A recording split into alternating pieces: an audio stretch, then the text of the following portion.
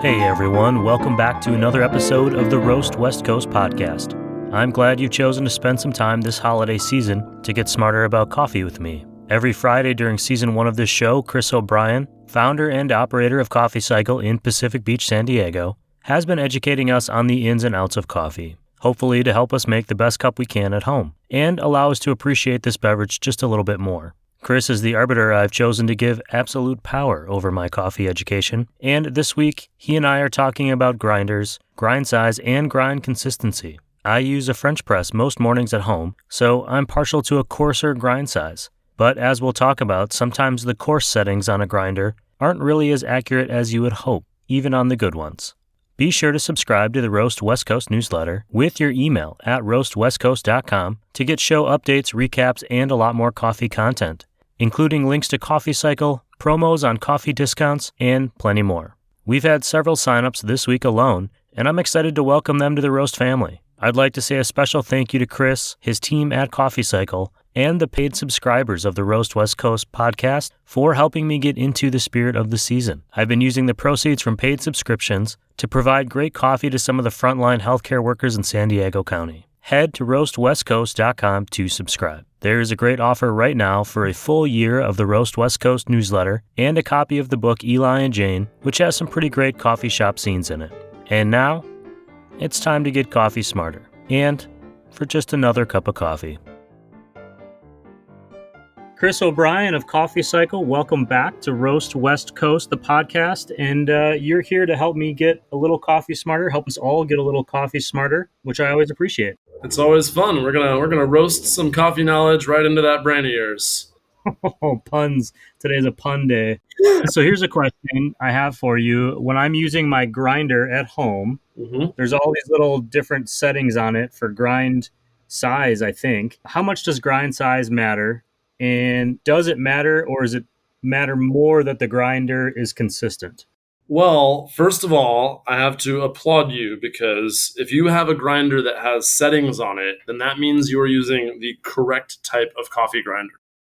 And generally, I like to be very welcoming, and I don't want to be a gatekeeper to coffee. I want to make sure everyone has access to good coffee. But in this case, there is, in fact, a right and a wrong type of coffee grinder.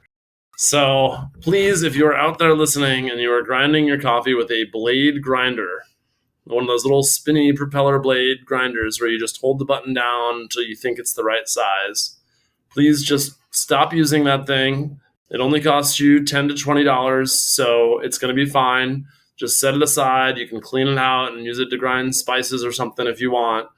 But instead, it's actually better to have a shop grind your coffee for you with their burr grinder, B-U-R-R.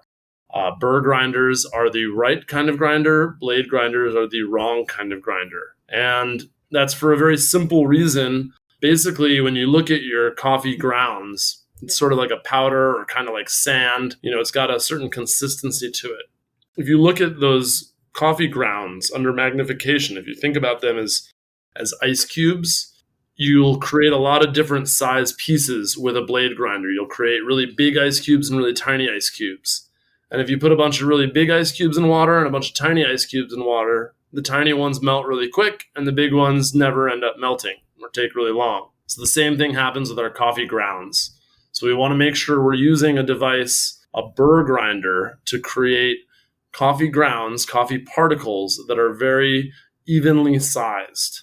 We want them all to be the same size ice cubes. I know this from you, but the reason is so that when we're putting the water in with the grinds, all kind of sides of that coffee are being impacted equally. Right. As opposed to a bigger chunk having more surface area and a smaller chunk having less surface area. Right. Which is why I like to use that ice cube analogy, because if you think about that really big ice cube that never melts, the center of that ice cube never gets into the water. It never melts into the water.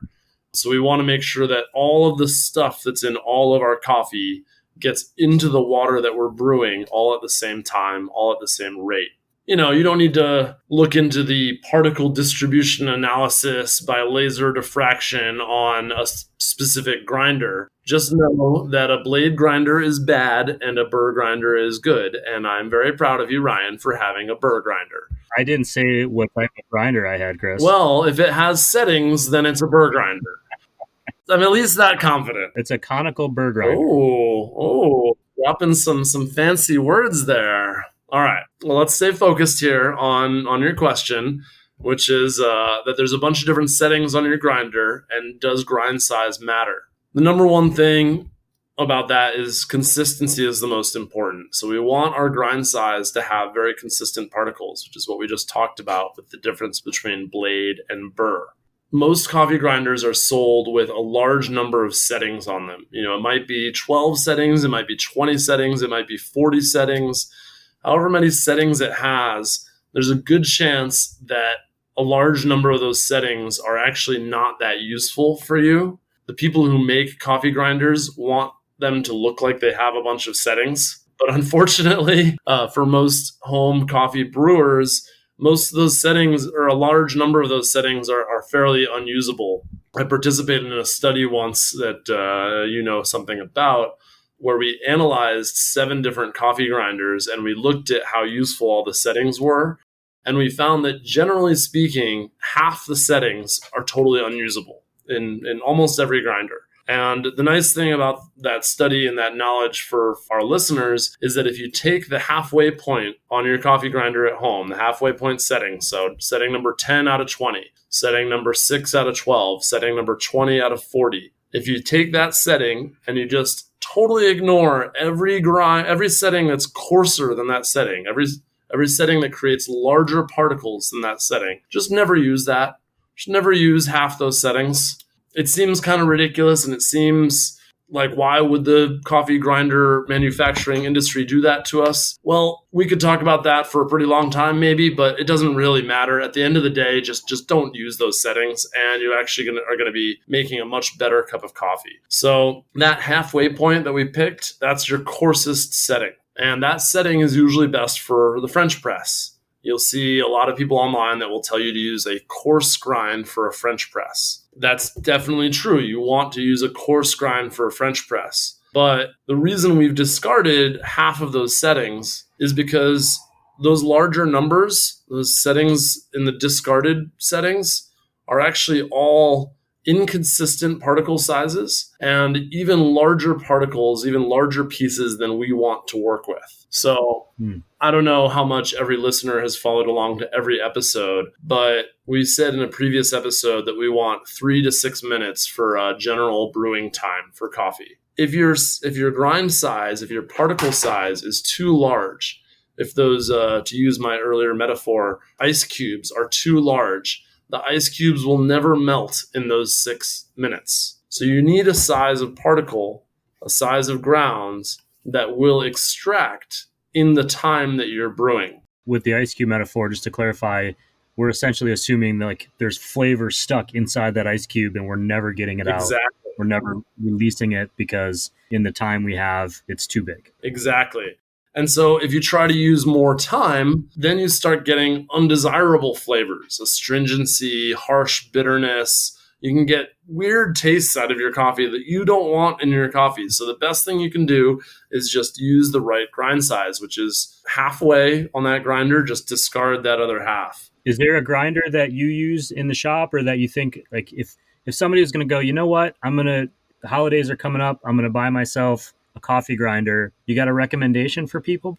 Absolutely. I've used I've used a lot of different coffee grinders for both home and commercial use. The study that I helped with, we found that the Bodum Bistro burr grinder, Bodum, Bodum, is a company that makes French presses a lot, and they actually have a nice product. Baratza is probably the most popular home coffee grinding producer, and they make some nice devices. Though those didn't perform quite as well in our testing, they still are great grinders, and I love that company. I love working with them. And then the Breville Smart Grinder Pro was a grinder that we worked with in that study, which was a couple years ago, but I think that grinder is still available. That grinder had a lot of things going for it and was really nice to use. I'm not sponsored or endorsed by any of those companies. Those are just grinders that I have actually had experience with and used and enjoyed. If any of those 3 companies want to send me free stuff,